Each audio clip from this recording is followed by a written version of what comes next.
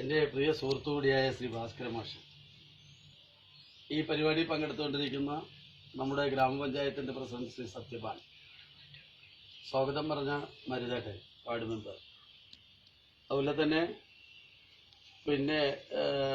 നമ്മുടെ സമുദായത്തിൻ്റെ ശ്രീ ജയൻ കല്ലൂട്ടിയാണ്.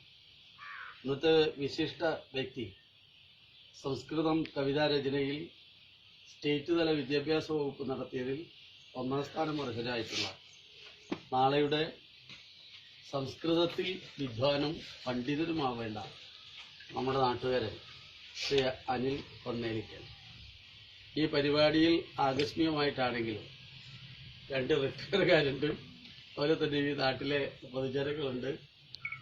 എൻ്റെ പ്രിയപ്പെട്ട സുഹൃത്തുക്കളെ, ജയേട്ടനാണ് എന്നോട് പറഞ്ഞത്, സംസ്കൃതത്തിൽ നിരന്തരമായി ഇങ്ങനെ കവിതയിലൊക്കെ സമ്മാനം കിട്ടുന്ന ഒരു കുട്ടി നിങ്ങളുടെ നാട്ടിലുണ്ട്, അതും കൊല്ലംകോട്ടുകാരനാണ്.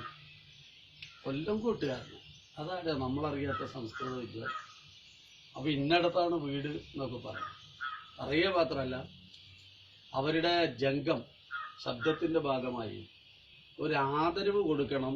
എപ്പോഴാണ് ഒഴിവുണ്ടാവുമെന്ന് ചോദിച്ചു. ഇത് നീട്ടിക്കൊണ്ടുപോകേണ്ട കാര്യമൊന്നുമില്ല. എനിക്കാണെങ്കിൽ നാളെ മുതൽ 5-ാം തീയതി മുതൽ നിയമസഭ ആരംഭിക്കാൻ പോവുകയാണ്. അപ്പോൾ നാളെ വൈകിട്ട് വണ്ടിയാണ്. അപ്പം എന്നാൽ ഇന്ന് തന്നെ ആവാന്ന് പറഞ്ഞു. ഇന്ന് തന്നെ താലൂക്ക് സഭയും ഇപ്പം ഞങ്ങളൊരു പരിപാടി കൂടെ കഴിഞ്ഞിട്ടാണ് വന്നു. ഇനി വീണ്ടും 2-3 പരിപാടികളുണ്ട്. എന്നാലും സംസ്കൃതം ഭാഷാപരമായി ഏറ്റവും പുരാതന ഭാഷയാണ്. നമ്മുടെ എല്ലാ വേദങ്ങളും ഉപനിഷത്തുകളും എല്ലാ തലത്തിലും രചിക്കപ്പെട്ടിട്ടുള്ളതും സംസ്കൃതത്തിലാണ്. എന്നെ വിളിച്ചതാണ്.